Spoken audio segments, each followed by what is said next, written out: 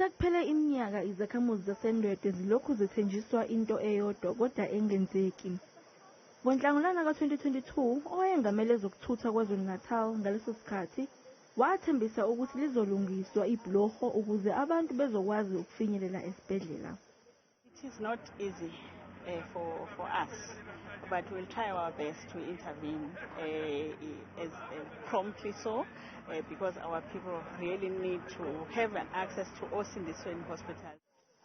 Ngomasingana nyakenye, abantu bakulendawo baphinde bathenjiswe ukuthi leli Ibhuloho lizolungiswa. We are here to inspect for ourselves and see what happened, the extent of the damage, but also to then begin a process of ensuring that we fix the damage that has been caused. Kodwa ke kuze kube manje Ibhuloho alikho kulendawo.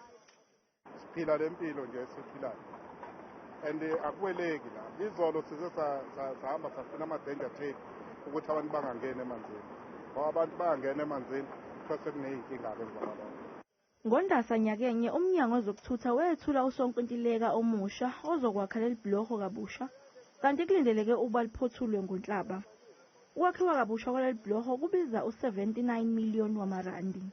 Kodwa ke namhlanje ngesikhathi undunankulu wesifundazwe ekhuluma ohlelweni lasekuseni lweNewsroom Africa, iNewsfeed AM, wethembise ukuthi uzojuba ithimba elizobhekela ukuthi abantu bakulendawo bayasizakala.